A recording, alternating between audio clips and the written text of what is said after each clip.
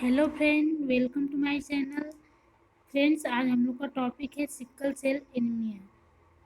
तो friends, video के last तक बने रहिए।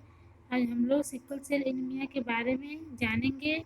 उसके काजेज क्या क्या होते हैं, साइन सिम्टम क्या क्या होते हैं और उसका मैनेजमेंट क्या होता है।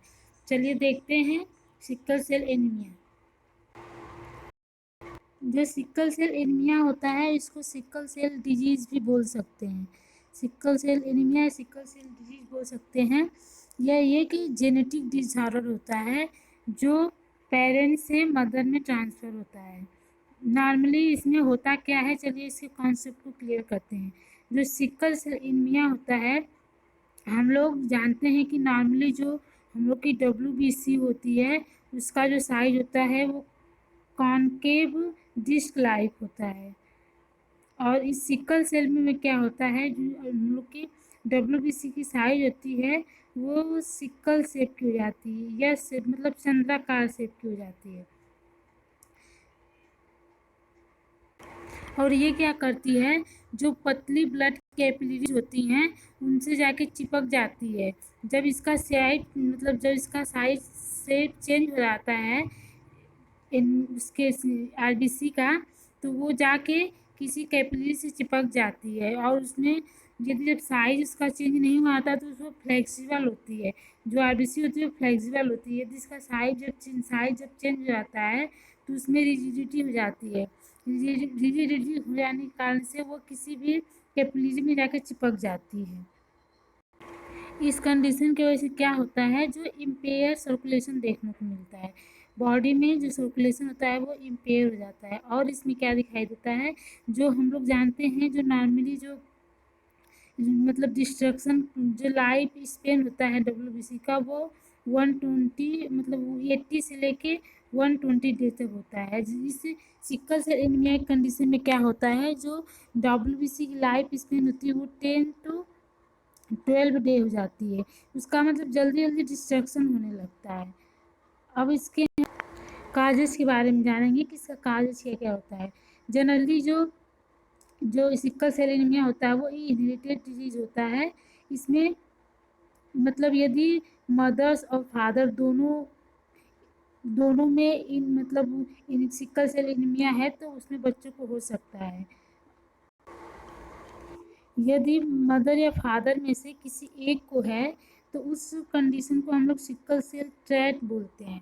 यदि मान लीजिए कि मदर को है, फादर को नहीं है, तो जो इसके चिल्ड्रेन होंगे उनमें मतलब एनीमिया के कोई सिम्टम दिखाई नहीं देंगे, उसको सिकल सेल ट्रेट बोलेंगे।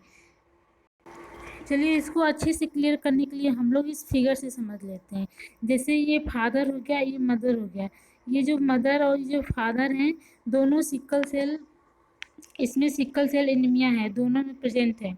तो जो इसकी फर्स्ट जो इसका जनरेशन होगा या जो फर्स्ट इसका बेबी होगा वो नॉर्मल होगा, क्योंकि इसमें से ए जीन आया, मतलब इसमें सिकल सेल एनीमिया नहीं है और इसमें से ये जीन आया, तो ये जो इसका चिल्ड्रेन होगा वो नॉर्मल होगा। और जो सेकेंड चिल्ड्रेन होगा इसमें से ये आया, ए आया और यहाँ से यस आया, मतलब सिकल सेल वाला आया, तो इसमें ट्रेट की कंडीशन होगी, सिकल सेल ट्रेट की कंडीशन होगी।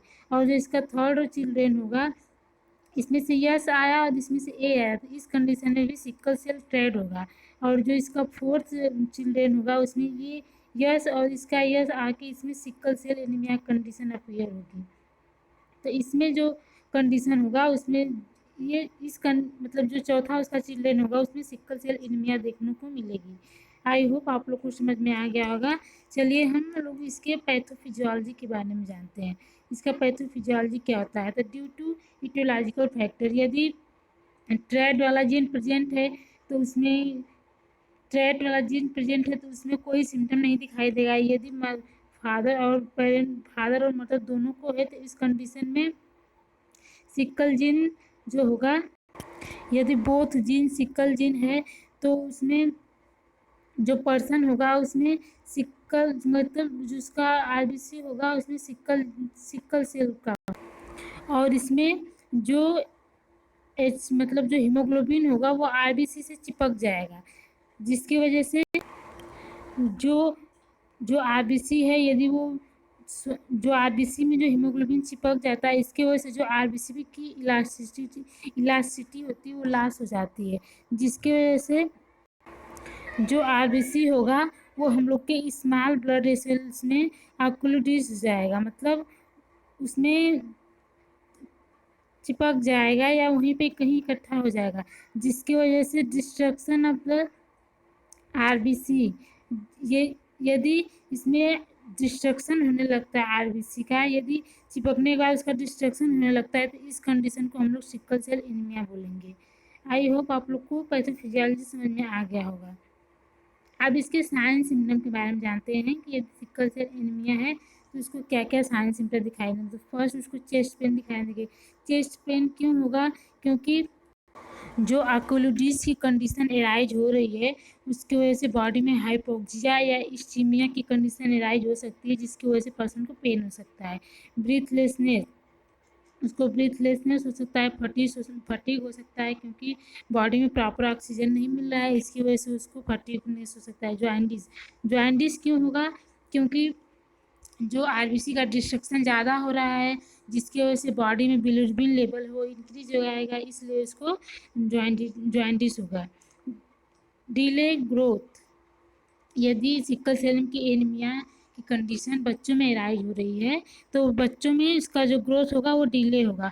हार्ट बीट इंक्रीज हो जाएगा। ये हार्ट बीट इंक्रीज क्यों होगा? क्योंकि बॉडी में ऑक्सीजन की कमी हुई है, तो उस कमी को पूरा करने के लिए जो हम लोग का हार्ट है वो बार बार मतलब जल्दी जल्दी बीट करेगा, इसलिए जो हार्ट बीट है वो इंक्रीज हो जाएगी। पुअर आई लाइट और ब्लाइंडनेस, पुअर आई लाइट ब्लाइंडनेस इसलिए दिखाई देगा क्योंकि जो ब्लड वेसल में ऑक्लूडिस हुआ है आरबीसी का, उसके वजह से जो, क्योंकि जो आई की ब्लड वेसल्स होती हैं वो बहुत टीनी होती हैं, इसकी वजह से उनको दिखाई नहीं देगा, क्योंकि जो आरबीसी हैं वो टीनी ब्लड वेसल्स में ऑक्लूडिस हो गई हैं। एक्सेसिव स्ट्रोक की कंडीशन दिखाई देगी। स्ट्रोक की कंडीशन इसलिए दिखाई देगी क्योंकि प्रॉपर ब्रेन को ऑक्सीजन न मिलने की वजह से उस पर्सन में स्ट्रोक की कंडीशन दिखाई दे सकती है। एक्सेसिव थर्ड, जो सिकल सेल एनीमिया के पेशेंट होते हैं या जो पर्सन होता है उसको एक्सेसिव थर्ड होता है। स्किन अल्सर भी हो सकता है। यह किस लिए होगा? क्योंकि जो पार्टिकुलर जगह जो ब्लड की सप्लाई है वो रुक जाएगी, यदि ब्लड सप्लाई रुकने की वजह से वहाँ पे इन्फेक्शन के चांस बढ़ जाएंगे, इसलिए वहाँ पे स्किन अल्सर हो सकता है। अब इसके डायग्नोस्टिक इन्वेस्टिगेशन के बारे में जानेंगे। तो फर्स्ट ऑफ ऑल उसकी हम हिस्ट्री कलेक्शन करेंगे। हिस्ट्री में उसकी present history, past history, medical history और फैमिली हिस्ट्री सब कुछ कलेक्ट करेंगे। उसका फिजिकल एग्जामिनेशन करेंगे। अब इसमें एक सबसे जो मेन डायग्नोसिस होता है वो होता है HB इलेक्ट्रोफोरोसिस। HB इलेक्ट्रोफोरोसिस में क्या करते हैं, जो सिकल सेल में इसमें जो हीमोग्लोबिन होता है उसको सेपरेट करते हैं, और सेपरेट करके उसमें इन्वेस्टिगेशन किया जाता है, और इसमें सीबीसी करवा सकते हैं, जिसमें सीबीसी में हमको जो डब्ल्यूबीसी होगा वो डिक्रीज मिलेगा, और जो जो डब्ल्यूबीसी होगा वो इंक्रीज मिलेगा, और जो आरबीसी होगा वो हमें डिक्रीज मिलेगा। यदि सिकल सेल एनीमिया का पेशेंट है तो इसमें क्या क्या मैनेजमेंट देंगे? तो फर्स्ट ऑफ ऑल उसका जो मैनेजमेंट है वो है एनाल्जेसिक। एनाल्जेसिक उसको देंगे। एनाल्जेसिक क्यों देंगे? क्योंकि सिकल सेल एनीमिया की उसके बार बार उसको क्राइसिस के एपिसोड आ रहे हैं। क्राइसिस के एपिसोड की वजह से उसको पेन होगा, इसके लिए इसको पेन से प्रिवेंट करने के लिए उसको हम एनाल्जेसिक देंगे। एनाल्जेसिक में जो ड्रग्स दिया जाता है वो हाइड्रोक्सीयूरिया जो होता है वो ब्लड पेन को रिड्यूस तो करता ही करता है, उसमें जो ब्रीथिंग डिफिकल्टी होती है उससे भी वो प्रिवेंट करता है। और इसको जो अगली मेडिसिन है वो है एंटीबायोटिक।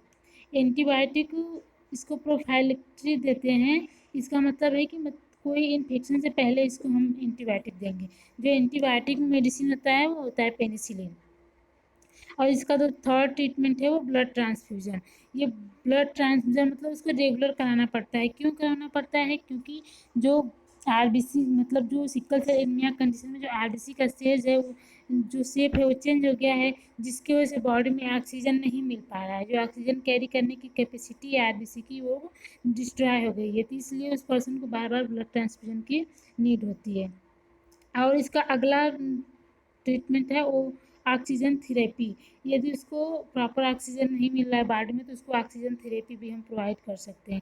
अगला है IV fluid and also given, उसको आईवी फ्लूइड भी हम दे सकते हैं। ये सिकल सेल एनीमिया में कुछ अदर ट्रीटमेंट्स भी होते हैं, जैसे यदि पर्सन को किडनी ट्रांस यदि पर्सन को किडनी डिजीज है तो उसमें डायलिसिस या किडनी ट्रांसप्लांट कर सकते हैं। यदि पर्सन को आई में कुछ प्रॉब्लम है तो उसकी हम सर्जरी करेंगे। और यदि पर्सन में हुंड मतलब कोई हुंड हुआ है तो हम लोग स्पेशली उसके हुंड का केयर करेंगे। यदि केयर से ट्रीट नहीं हो सकता है तो उसकी सर्जरी करेंगे। और इसमें बोन मैरो ट्रांसप्लांट भी कर सकते हैं, मेनली ये किया नहीं जाता है, ये बोन मैरो ट्रांसप्लांट भी इसमें कर सकते हैं। थैंक यू फ्रेंड्स, यदि आपको वीडियो पसंद आया है तो मेरे चैनल को सब्सक्राइब करें और यदि कोई नोटिफिकेशन के लिए बेल आइकन को ज़रूर दबाएं। Thank you.